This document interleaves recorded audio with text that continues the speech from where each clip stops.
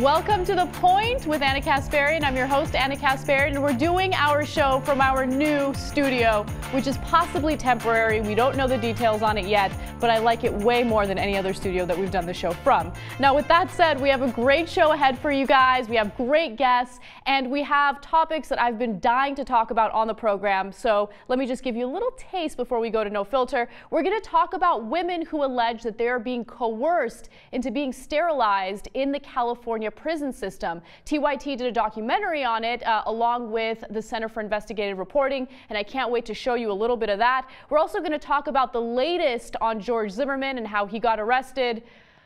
Again, why does this continue to happen with him? And we're also going to have a discussion about jail sentences and how there are more than 3,000 people in the United States that are serving life sentences without the chance of parole, many of which were imprisoned because of drug-related charges. However, there are some cases where guys can literally rape women and they get absolutely no jail sentence at all, even if a grand jury finds them guilty. And finally, we are going to talk about Walmart and how they are trying to, I guess, do something nice for their underpaid employees, but in an effort to do so, they got a lot of ridicule for it. But before we get to all of that fun stuff and before we meet our guest for today's show, let's go to No Filter, where I will talk about the importance of doing something inspiring.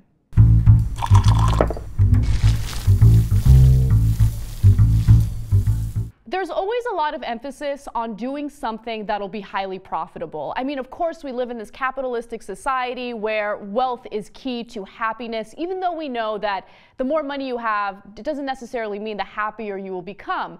However, recently something really interesting happened in my life, and I wanted to share the story with you. I know I often like to rant about something in my No Filter, but today I kind of want to give you guys a little bit of advice and share a little bit about myself. So recently I started teaching a class at Cal State Northridge. It's a journalism class, and it's the university that I actually got both my degrees in.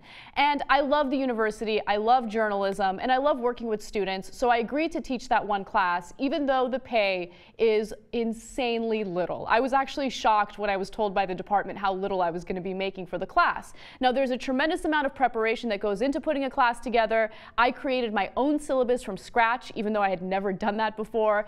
And there is a lot of work that you do outside of the classroom. But I wanted to do it because I wanted to see if I had the ability to inspire other people. Maybe there were some students who were a little interested in journalism, but they didn't know whether or not they actually wanted to pursue a career in journalism. Well, after a lot of really hard work, a few days ago after class, one of my students approached me and told me, "Hey, I just wanted to let you know that this class changed my life." And that was the single best moment of my year. And I know that sounds like hyperbole, but it's not. I actually mean it. She told me that she started the program because she needed a degree. She had no real passion for journalism. She didn't know whether or not she wanted to work in the media. But after taking my class, she realized that you can use journalism as a way of changing the world, informing others, and improving our democratic process here in the United States. Because you can't have a real democracy if you have mainstream media spreading misinformation. So that was a really great feeling, and I realized that moment felt much better to me than any moment where I got a bonus at work or where I got a job offer that indicated or implied that I would make more money. And there have been moments in my career where I've been offered jobs that would pay me way more than what I make here at TYT. But sometimes you got to balance what makes you happy. Is it money, or is it doing something that makes you fulfilled? Is it doing something that makes you inspired or could inspire others? And I know that it's really difficult to go for something that might pay you less, but I will tell you one thing. It makes you feel so good to know that you might possibly change someone's life or change someone's perspective on the world. So with that said, I hope you guys always reconsider what you're doing in life. Don't buy into the bullshit about how you have to have the brightest and nicest and newest expensive thing. Focus on the things that really matter in life. Help your brothers and sisters out. Do things that make you happy, because at the end of the day, we're all going to die. We want to make sure we feel fulfilled with the life that we have. Let's go ahead and meet our panelists. Priscilla Ocen is an associate professor of law at the Loyola Law School of Los Angeles and author of the recent scholarly article, Punishing Pregnancy, Race, Incarceration, and the Shackling of Pregnant Prisoners. Thank you so much for joining us. Thank you for having me. Jody David Armour is a returning guest here on The Point, and he is the Roy P. Crocker Professor of Law at the University of Southern California, as well as a Soros Justice Senior Fellow of the Open Society Institute's Center on Crime, Communities, and Culture. He's also the author of Negrophobia and Reasonable Racism, The Hidden Costs of Being Black in America. Thank you so much for coming back. Good to be back. And Diane Lefer is a playwright and author whose most recent novel is The Fiery Alphabet. She's also a longtime activist who writes about criminal justice issues for LA Progressive and New Clear Vision, and has facilitated workshops in Los Angeles for men on parole and youth impacted by the juvenile justice system. Thank you for joining us, Diane. All right, I want to start off with a documentary that I recently worked on with the Center for Investigative Reporting. It tackles a topic that I was actually very unaware of until very recently. It turns out that some of the prisons in California have been sterilizing women, and that is something that actually goes against the regulations in California, but it was still taking place as early as 2010. Now, before I give too much away, I want to show you a little bit of the documentary, and then we'll discuss. What we found thus far in the reporting is that there were rules in place, and that the officials involved in recommending these procedures to the women knew that the rules were in place and consciously decided to break the rules. How was this allowed to happen? To understand how, it's important to look at California's long history of state-sponsored sterilizations and even eugenics. If you look back, there was this doctor by the name of Leo Stanley who went into prisons and literally removed the testicles of male inmates and replaced them with testicles of men who had died but were deemed socially fit. And he had sterilized as many as 600 men in the state of California. And if you look at California as a whole, you'll notice that it was actually the worst state when it came to the eugenics program. They basically sterilized as many as 20,000 people and accounted for about 1/3 of sterilizations in the entire country.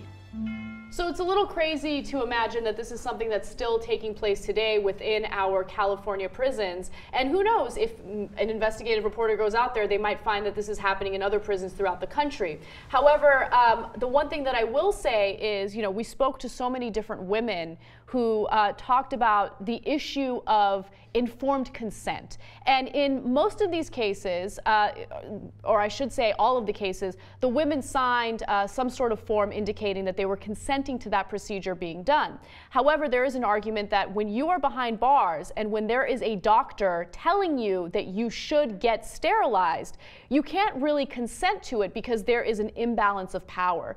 Priscilla, you have some experience working with women in the prison system. So I want to first ask you, is this something that you have experienced at all? And also, can a female prisoner give consent to something like sterilization? Well, so first of all, yes, and thank you so much for drawing attention to this issue with the documentary and with the segment.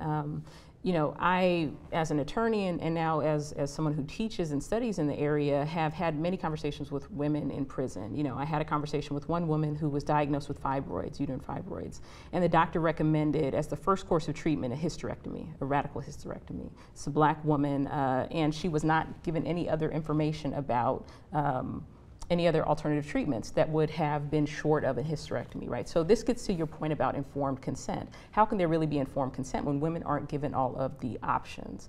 And beyond that, the idea of informed consent in an inherently coercive environment like a prison just seems like a contradiction in terms, which is why the federal government has policies against the funding of elective sterilizations like the ones that were performed in California prisons. They're against international norms because of the fact that it's difficult, if not impossible, to give truly informed consent in places like prisons where women, sort of by definition, have almost no power over their bodies or themselves.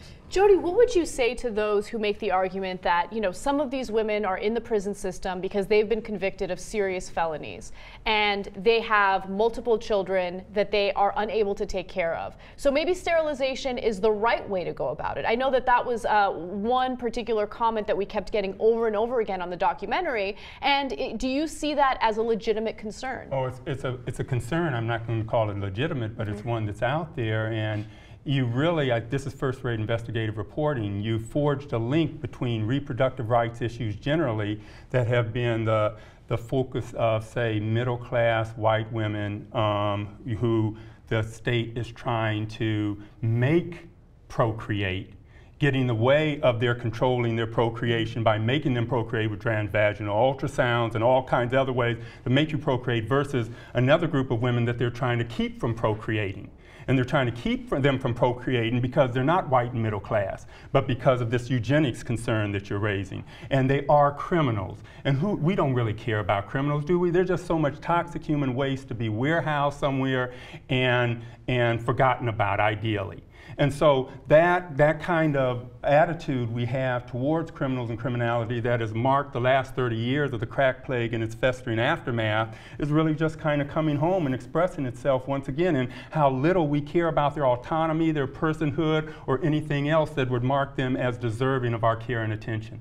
Do you feel that this is really about controlling the population of a certain group of people? Because you know, some might say, no, these doctors are just trying to help these women out. They're too old to have children. They don't have the resources to have children. So they have good intent. Would you agree with that, or do you really feel that this is about population control? Well, there's certainly a eugenic component to it, because they're going after predominantly poor women and women of color.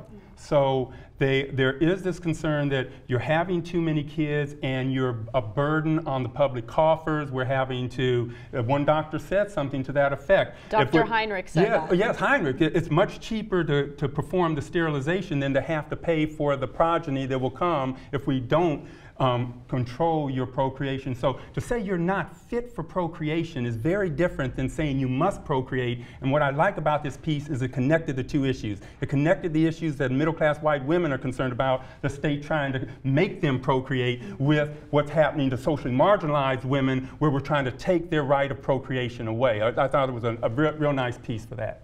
Diane, jump in about, you know, our justice system as a whole and this issue of recidivism, because we imprison so many people. We are the #1 country when it comes to imprisoning people, and we have a very high recidivism rate.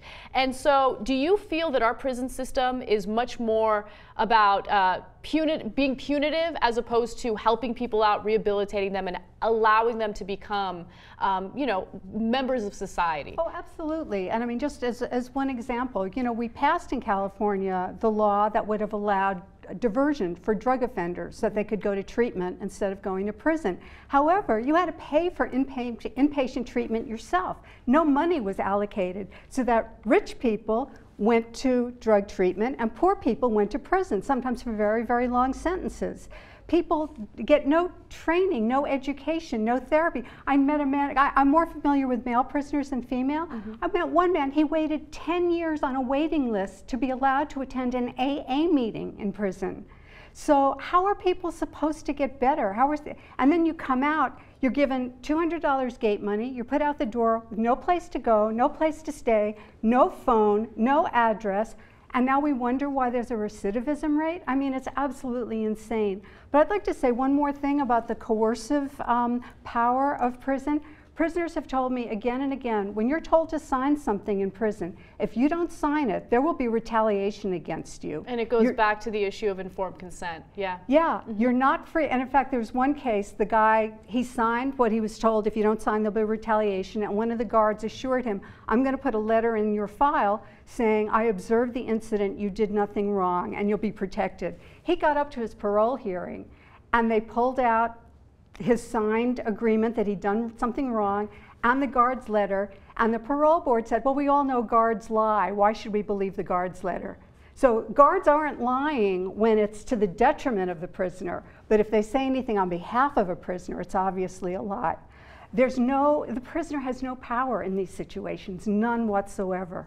Let's talk a little bit about what gets people in prison in the first place. I mean, we have an issue with the way that we prosecute people, and you know, the law seems to target very specific people when it comes to nonviolent drug offenses. I mean, you look at the numbers and you see that drug laws will disproportionately impact minority groups more than whites. And that has been problematic for the community because we talk about institutional racism, and I don't think people understand. I think people see someone in prison, they say, okay, that is a convicted felon, they deserve to be there, they deserve the worst of the worst. But what is the reality, Priscilla? Can you jump in and talk about, you know, the disproportionate amount of blacks and Latinos that are behind bars for nonviolent drug offenses, and what kind of impact that has for the entire community? Yeah, so I mean, the disparities that we see are sort of built into the administration of the criminal justice system at all levels, not just with respect to sentencing. Sort of one of the things that most people will talk about is the disparity between crack cocaine and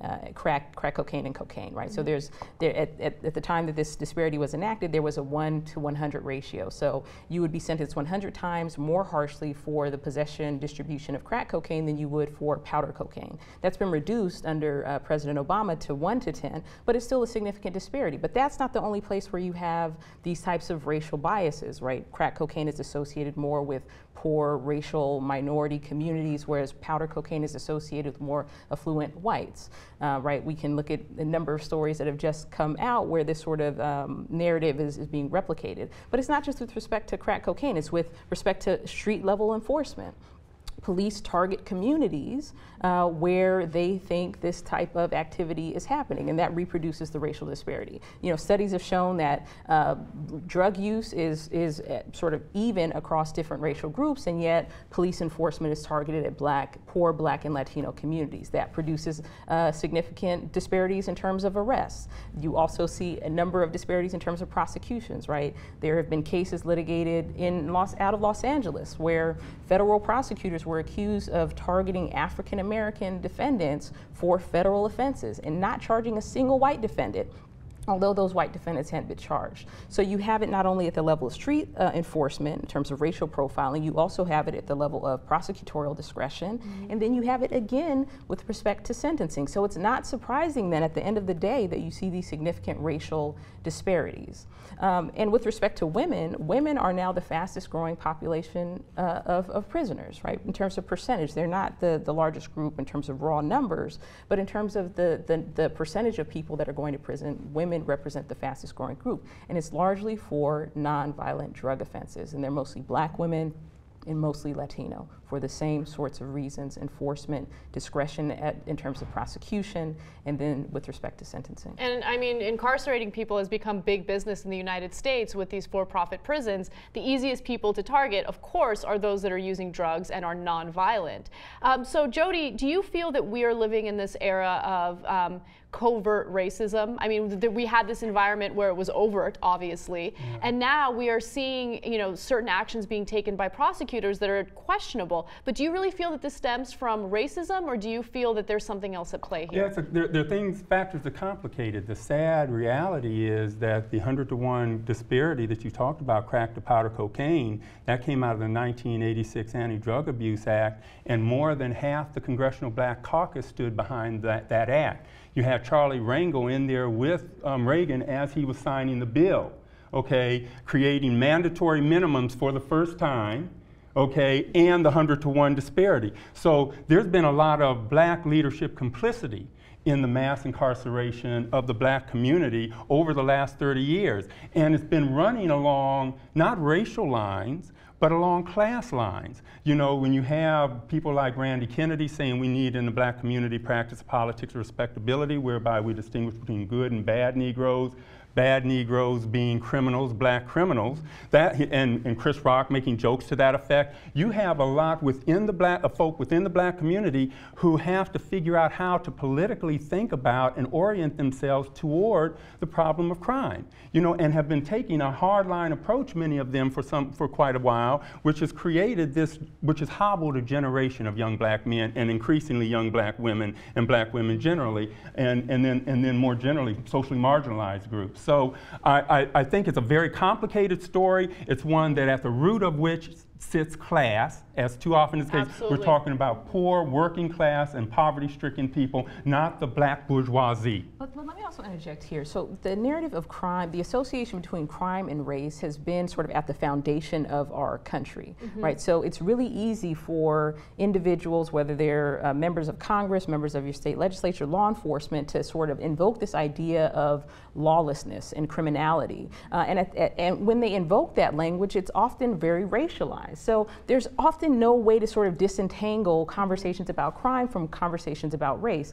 Now, it may be the fact that, you know, African American leaders responding to communities that want to be safe and have been asking for more assistance sort of toed the line with respect to some of these very harsh and punitive policies. But even when you raise the very conversation about crime, yep, you're raising a conversation about race, and that's where the covert nature of race comes into play. And certainly the cleavages within different racial communities, different Black or Latino communities, helps to facilitate the sort of harsh narrative, this tough on crime narrative that has characterized our law enforcement policy over the last 40 to 50 years. So there's no way to separate race from crime. Diane? It starts in childhood. I mean, it's what we call the school to prison pipeline. In California last year, there were 700,000 suspensions of kids from school. That's amazing. There were about 18,000 kids were expelled altogether. And if you look at it, it's mostly Black and Latino kids. You look at, you know, in a white middle class neighborhood, if a kid is tardy, late, nobody cares. Kids are truant, nobody notices, nobody cares. Kids were getting arrested for showing up at the school door a minute after the bell rang. They were being arrested and spending the day in the court or being suspended. The more times you're suspended, the further you fall behind. And we're not just talking about teenagers with weapons. Donna Groman, the juvenile court judge, says all she sees are elementary school kids being brought in for the most minor infractions. It's all Black and Latino kids, and occasionally Asian kids if it's a neighborhood that's known to have Asian gangs. It doesn't happen in middle-class neighborhoods. These kids are being channeled right into the criminal justice system. They're being criminalized for being truant from school, and the longer they're out, their kids, then they end up so far behind, they end up dropping out because they're called on in class to read and they don't know how to read. Instead of giving them the resources, some kids are late because they've got a disabled parent, a disabled sibling they're taking care of. Nobody looks into their family situation to say, how can we help you and keep you in school? Right. And the flaws. You're a throwaway, you're a throwaway. And the flaws in our justice system have a domino effect, and institutional racism and you know, discriminating against those who don't have the resources to fight certain cases has a negative impact on society. You don't allow them to be hardworking, productive members of society. You just lock them away. And by the way, our tax dollars pay for that. With all of these private prisons that have popped up since the 1980s, do you think that they're really private? Private would imply that they make their money on their own. Our tax dollars fund that, and they have contracts that ensure that they have at least a 90% occupancy rate. Think about how disgusting that is, that we have a system that allows for contracts to make sure that we lock away as many people as possible. And then they're locked away, and we hear about injustices like what we discussed in the documentary, where women are being sterilized. I mean, it's crazy. But fortunately, we have an entire show today where we talk about injustice. So stick around. When we come back, we're going to talk about George Zimmerman. Of course, he got arrested again. I think all of us kind of saw that coming. We'll discuss the ramifications and more. Welcome back to The Point. One of the biggest news stories of the week has to do with George Zimmerman. He's back in the news because he is involved in another so-called domestic violence dispute. We don't know too many details yet, but here's what we do know. Man, what's going on? Another 911 call, another accusation against George Zimmerman. He's in my house breaking on my because I asked him to leave. He has his freaking gun breaking all of my stuff right now. Zimmerman arrested Monday looking vastly different in this mugshot than the clean-cut 28-year-old booked last year after his bail was revoked in the Trayvon Martin case. This time he faces charges of domestic aggravated assault, domestic battery, and criminal mischief after his current girlfriend told police she and Zimmerman had had an argument and things were turning ugly. You just broke my glass table, you just broke my sunglasses, and you put your gun in my freaking face. Samantha Scheib had told police Zimmerman had been packing up his shotgun and an assault rifle when he allegedly cocked the shotgun and pointed it at her. She says he then kicked her out of her home. Are you kidding me? He just pushed me out of my house and locked me out. Okay, you're outside now? Yeah. Okay, so he had a shotgun and an AR-15? Yeah, 2 handguns. Now, this is George Zimmerman's third domestic issue. The first one was back in 2005 with a girlfriend that he had at the time, a fiance, I should say. Then last September, he got into a fight with his estranged wife. He allegedly punched his father-in-law in the face, and he did break his wife's iPad. We have surveillance of that, so that did actually occur. And now this is the latest issue that he's involved in. And some are saying, hey, you know what? There's nothing to be surprised about because society has basically empowered him to do whatever he wants. He shot and killed a 17-year-old. He was acquitted of all charges, and as a result, you know, he probably feels like he can do whatever he wants and get away with it. However, I'm very curious to see what you guys think. Is this something that is empowering him? And do you feel that there is a possibility that this could turn really ugly where he does actually cause some damage to a person? Diane. Why don't they take his weapons away? But actually, I would like to psychoanalyze the girlfriend. Why are women getting involved with this guy? He's bad news. I made the same argument, and I know that people are going to think that that's victim blaming, but it's not. I think that we're making a very reasonable statement about the girlfriend. I want to know what her think. I would like to think she was a mole who got involved with him so she could expose him, but I don't think that's the case. No, I don't. I really don't understand why she did it either. A really weird wrinkle to the story. She's 27 years old. He had told the 911 dispatcher, he also called 911 after she did, that she was pregnant with their child, but then authorities said that no, that is not true. She's not pregnant. I don't know why he said that or where it's coming from, but I'm just happy that he's not reproducing at the moment. I don't think he's the right person to be doing that. Priscilla. I mean, I think with, you know, to get back to George Zimmerman, I think this sort of exposes his character, the character that Trayvon Martin confronted in Sanford, Florida on that fatal night when he was shot and killed in February, right? A person who thinks that he can bully people, he can assault people and get away with it and utilize his knowledge of the legal system because he had taken all these classes to appear that he's the reasonable one, right? He's the one that confronted Trayvon Martin. He's the one that stalked Trayvon Martin, and yet he's the one that's being seen as the victim. You see him in this call, or you hear him in this call describing himself as the victim, just as he did after the confrontation after Trayvon Martin. So what we're seeing is this consistent pattern. So it's not as though he's been emboldened. He's been this way the entire time. And we just refuse to believe him, or not we, the jury refused to believe him, right? They gave him the benefit of the doubt. They related more to him than they did to Trayvon Martin, who was stalked, shot, and killed by George Zimmerman. Jody, how do you see this playing out? Yeah, I focus less on the viciousness of George Zimmerman. I think there's clear evidence that there are vicious propensities, and they may have realized themselves on the night of his encounter with Trayvon Martin and with lethal consequences. But I prefer to see George Zimmerman as a symptom of a broader problem. Profiling was going on before George Zimmerman's case. The jury saw what he did as reasonable. You have Bernard Goetz, Amadou Diallo, Sean Bell, Kendrick McDade over here in Pasadena. This is a constant problem of fear of black, strapping boys, men. And profiling on that basis that even comes to someone like me. I'm at JW Marriott 2 weeks ago, and I have a guard walk up to me, 2 guards standing back, and ask me, am I there to see someone? I'm saying, I'm in the lobby, why aren't you talking to anyone else?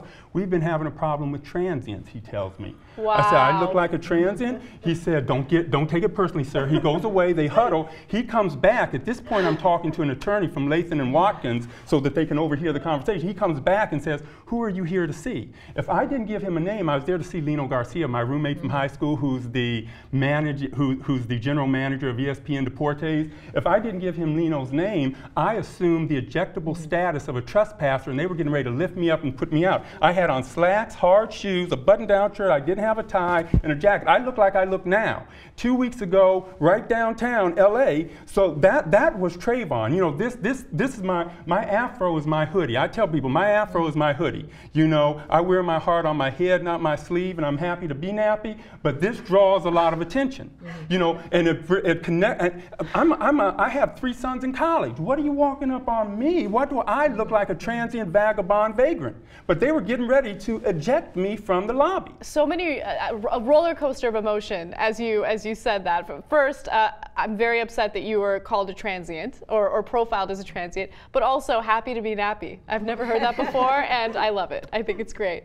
Yeah, you're right. Profiling has been a huge issue, and I think that it does have to do with socioeconomic status. If you aren't dressed a certain way, society will look down on you. It does have to do with race and the color of your skin. But how do we overcome something like that? Because obviously it's having an impact when it comes to prosecuting people. You have juries that will relate with George Zimmerman as opposed to a 17-year-old who got shot and killed. Diane, what do we do to help change this element of society? If I knew. Well, I think having a national conversation about it may help. Having juries that are more reflective of our communities would help. Having more control over what goes on in prosecutorial offices would help a lot too. The way extreme sentences are used to force people to take plea bargains, because if you're facing a life sentence for something you didn't do, you'll take 10 years. Yeah, definitely. And I think you made a really great point about the dialogue. It's really important to actually talk about these situations, and it's uncomfortable. It's uncomfortable to talk about race and socioeconomic status and discrimination, but it's far worse to pretend as though these issues don't exist and allow these injustices to occur. So hopefully shows like this and other independent media having similar conversations will change the way we do things within our justice system. Now, unfortunately, we don't have enough time for that topic. Every topic, I'm just like, oh, I wish we had 5 more minutes, but we don't. We got to move on to the next one, and this story will probably enrage you. There is a case in Alabama involving a 25-year-old man who was convicted of rape. In fact, he was found guilty of 2 counts of second-degree rape and also 1 count of first-degree rape. However, his jail sentence was a little questionable. Take a look. I don't understand. Like, I still can't even process it. Baffled, Courtney Andrews says there's just no other way to describe how she feels after hearing that the man convicted of raping her repeatedly since she was 13 years old will somehow avoid jail. This week, an Alabama judge sentenced her attacker, 25-year-old Austin Clem, to a total of 30 years behind bars, but he suspended those sentences, opting to give Clem community corrections, equivalent to house arrest. Clem still has to register as a sex offender. Clem has a history of sexual assaults and, according to his attorney, was sent to a juvenile facility for a sex abuse case before he was 15. Frankly, the attorney said, I think the judge's sentence was surprising to most everyone in the courtroom. But with his track record, Andrews was convinced Clem would be sentenced to years in jail. Instead, Clem will avoid seeing the inside of a jail cell altogether if he follows the judge's orders. Even still, Dan Totten, Clem's defense attorney, says the sentence is too harsh. It doesn't appear from her actions that she was saying no, Totten said of the victim, saying the relationship was consensual. This is a case with 2 sides to the coin. The evidence was not clear and convincing. Now, just to respond to what the attorney said there, he raped her in 2007 when she was 13 years old. He was either 18 or 19 at the time. So even if it wasn't forcible rape, which I hate that phrase, obviously it is statutory rape. And what I do find really fascinating is if you look at our current prisons and if you look at our justice system, you'll realize that about 3,278 people are serving life sentences without the chance of parole. And the majority of them are non-violent drug offenses. We have a case here where there is violence, there is rape, and for some reason this guy's never going to see a jail cell or a prison cell, which is absolutely insane. So you guys know my feelings on it. But just one more point that I'd like to make before we open it up to our panel. Dan Totten, the defense attorney for this guy, happens to be childhood friends with the judge. So let's just keep that in mind when we discuss what's going on right now in Alabama. Jody, I want to start off with you. What do you feel is happening with this case? Yeah, well, unfortunately, again, I see this as a symptom of a larger problem. We don't take women's sexual autonomy interests seriously in this country if there's not physical force. And even then, you can have some problems. But when you get into a date rape context or a statutory rape context, you have R. Kelly getting acquitted several years back now with his face on the camera having sex with a 13, 14, 15-year-old. He got acquitted by a jury. The jury doesn't take this seriously. The American public doesn't take it seriously enough. Date rape on campuses, when it doesn't involve physical force, will result in you getting booted from that campus. I can tell you that if it comes before a board of hearing officers, you're going to get booted from the campus, but few of those cases are prosecuted by prosecutors outside the campus because they know they're going to run into jurors who aren't sympathetic. So taking women's sexual autonomy interests more seriously when there's not physical force involved is something that we just don't do, and we need to start doing. It needs to be a mass movement in that direction, and it's not there now. Priscilla, do you feel that this might be a symptom of slut shaming? Because whenever we have a case of rape, whether it be a high school student or a grown adult, oftentimes what you'll hear is, well, did they, was it forcible? Like, there's always this argument of forcible rape, right? So what do you think that's all about? There's this notion that somehow this woman wanted it. Where does that come from? I think it speaks to some of the points that Jody was making. It's sort of our culture of victim shaming, blaming women for behavior that people think is inappropriate. And what was she doing with him at that time? What was she doing out at night? What was she wearing? Why did she go to his room, right? As if that any of those behaviors, if justifies men coercing women into sexual acts that they don't want to engage in, right? So it's this idea that women are, in fact, sort of goading men, right? Including women who are or aren't even women, right? Girls as young as 13 years old. There was a case out of Montana where a teacher was convicted of raping a 13-year-old girl who subsequently killed herself. That teacher was sentenced to 30 days. In jail. And the judge said she was the one that was in control. Sort of women as lustful, lascivious, people, biblical, right, who are tempting men into assaulting them. And so that is at the root of the blaming, right? For girls as young as 13 on up to women who are 72 years old. I mean, this happens across the board. And women are just blamed for their behavior, right? They're blamed for men's behavior. So, Diane, you've talked a little bit about mandatory jail sentencing and how problematic it can be. Is this a case where mandatory jail sentencing makes sense in the cases of rape or, of course, cases like murder, something that is serious, that involves real violence? Well, what I'm really hoping, apparently the judge overstepped what he's allowed to do, and the case is being appealed, and there may be a prison sentence imposed after all, because apparently he was not allowed to set aside these serious felonies and allow him to go home. So I find mandatory minimums a nightmare. Most judges need to use discretion, especially when we're dealing with defendants who are overwhelmingly poor and traumatized and did not have decent defense attorney because they couldn't afford one. It's not just the mandatory minimums. So, I mean, what we've seen, especially with young people in Los Angeles, is all the enhancements. Another 10 years on your sentence if you belong to a gang, which you may not even belong to. If you're a kid of color and live in a certain neighborhood, automatically it's a gang enhancement. A gun enhancement, even if there was a gun on the scene and you never touched it and didn't even know it was there, that's another 10 years. Is it in the vicinity of a school? That's another 10 years. So you have 14-year-old kids who never actually killed anyone getting sentences of like 110 years to life. And the judges, I've been in the courtroom where the judges have said, my hands are tied. Once the guilty sentence is passed, the judge's hands are tied. How do you send a 14-year-old kid away, 110 years to life? That's being challenged now. A lot of those kids will have a chance to have a parole hearing in 10 years. The parole board is not very honest. So it doesn't mean they're going to get out. Not very empathetic either, I imagine. No, but they're very arbitrary and capricious, to use the legal terms. So what we're seeing is that judges should be able to use some compassion and empathy when the case warrants it, and they're not allowed to in way too many cases. And I think this isn't a case about mandatory minimums. This is, and when we talk about our criminal justice system, often it's not just about mandatory minimums. It's about our culture and how and the value that we afford to certain people and not others, right? So women's lives and their sexual autonomy is not valued, but men's are, right? You have the lives of Black and Latino youth, Black and Latino women who are valued, and others who are not valued, and whites are.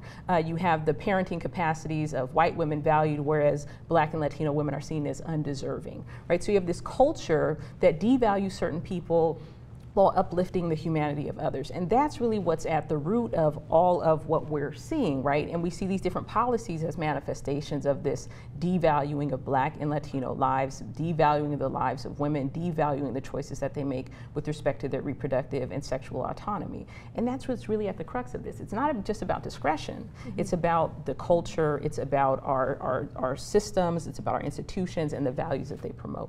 But I think in this case, there's a contradictory value here with autonomy. We're talking about women's autonomy over their bodies, but I think with our culture, with a lot of what you see on TV and in music, there's a belief among a lot of people that 13-year-olds have complete autonomy over their bodies, and they choose to give their bodies. So this whole notion of female autonomy is a double-edged sword that can be used against us. And in cases like this, it certainly was. Yes. All right. Well, hopefully we will get what we want out of that appeal. We will update you guys on that story as it develops, but we got to take a quick break in the meantime. So let's do that, and when we come back, we are going to criticize Walmart as they should be.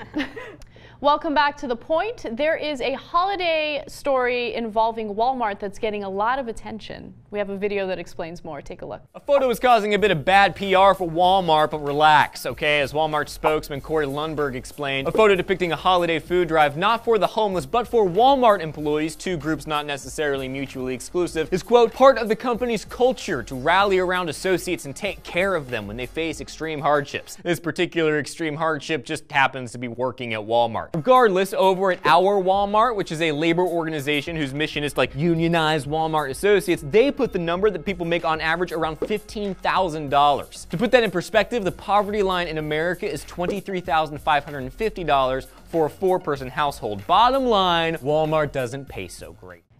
Wow. So Walmart is aware that they're underpaying their employees, so they have a food drive for their own employees. And the fascinating part about this is a spokesperson came out, released a statement, and he said something along the lines of, well, yeah, I mean, we're just trying to do something nice for our employees that have tough times during the holidays. I'm paraphrasing, but that's essentially what he said.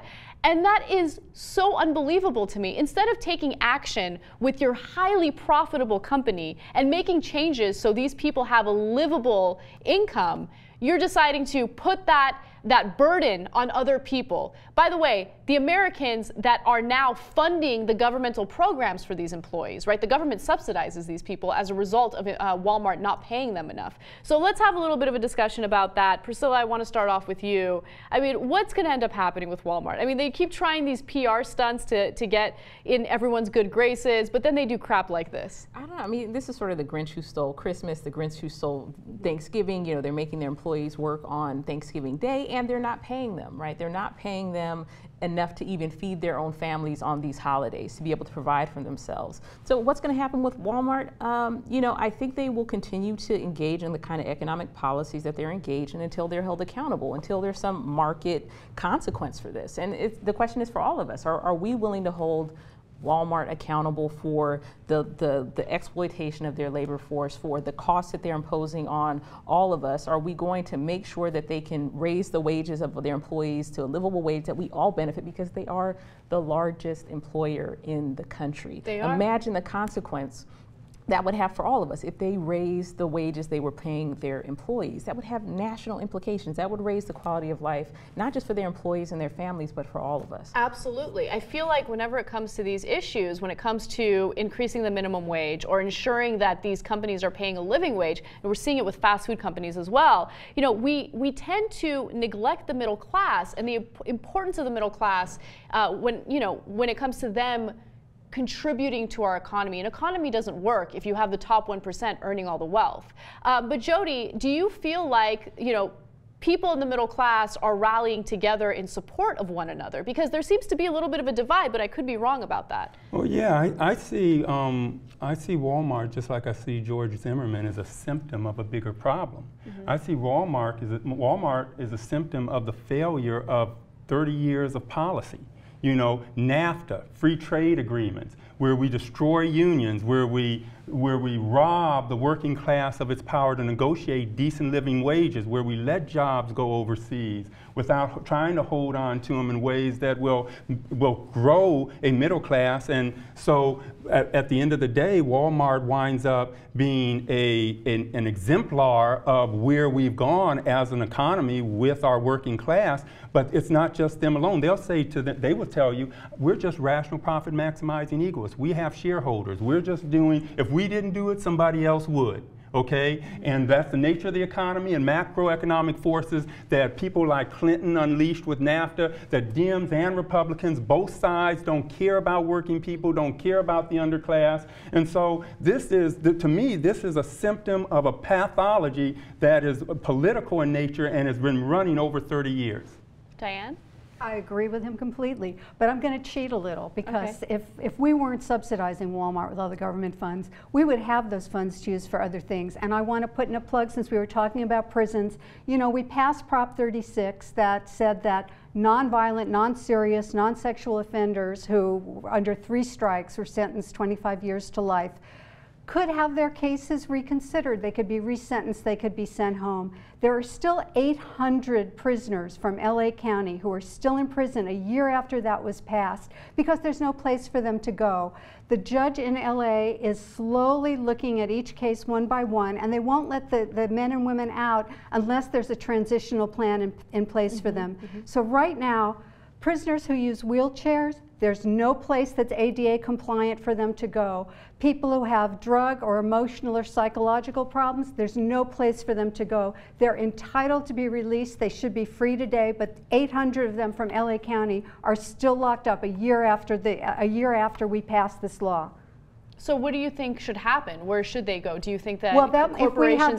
If we had that money that we're using to subsidize Walmart, maybe we could have transitional housing. We could have reentry programs. These people are in prison where we're paying plenty to keep them there because on the outside there's no place for them. Yeah, you make a really great point about that. Just to give you guys a sense of how much money we spend on subsidizing Walmart, and this is based on what the government put out there. Okay, this is a governmental study. They found that we spend as much as $1.7 million a year on each Walmart supercenter with 300 employees. That's just to show you how much money we are spending to make sure that these people can put food on their tables. No person in the U.S. who is working a full-time job should be struggling to make ends meet. They should live a decent life with a livable income, okay? So anyone who supports Walmart or shops at Walmart fuels this type of behavior. And I really feel like officials in Congress need to grow some balls and make sure that these people are paid appropriately. Anyway, that's a topic that really upsets me because I hate seeing people work multiple jobs, work more than 40 hours a week, and they still can't provide for their families. What kind of country are we living in? Well, let me tell you, I'm hopeful about Walmart, and the reason why I'm hopeful, notwithstanding all the things that Jody mentioned, is because of the folks that are working there that are struggling and the folks that are standing in solidarity with them, pushing for unionization, pushing for better working conditions. And I think that they're they've hit a point nationally where now their voices are really starting to be heard. You know, you're sort of having these protests not only at Walmart but also at low-wage fast food organizations where the employees and their communities are really starting to rally around them with respect to this question of unionization. So I'm really hopeful about that. All right, well, let's end on that positive note. And I want to give you guys an opportunity to plug some of the stuff you're working on. Priscilla, we'll start with you. Thanks. So I'm working on a project regarding realignment and women prisoners, trying to make sure that we don't increase the number of women who are going to prisons in the state of California. And I'm still writing about and talking about and teaching about the reproductive rights of poor women of color and women prisoners. That's excellent. Very important work there. Jody. My passion right now is Rap, Race, and Redemption, a production I'm putting together for USC having to do with art and justice, combining popular culture and discussions of racial and social justice. Excellent. And Diane? My novel, The Fiery Alphabet, just came out about an 18th century free thinker. And I will have a chapter in a forthcoming book about mass incarceration. Mine is about initiatives around the country to disrupt that school-to-prison pipeline. Oh, that's great. It's always an honor to do this job because I get to talk to so many interesting people that are really pushing for social change. You guys know who I am. I'm Ana Kasparian. You can watch me on the Young Turks Monday through Friday from 3 to 5 p.m. Pacific time. And please tell us what you thought about the show. Comment and subscribe if you haven't done so already. And we will see you guys next week with another No Filter. During the holidays, you guys are going to see some No Filters popping up on this channel. And after the holidays, we will have a new episode. But it'll give you guys a lot of time to catch up on some of the quality programming we do on this show. We'll see you soon.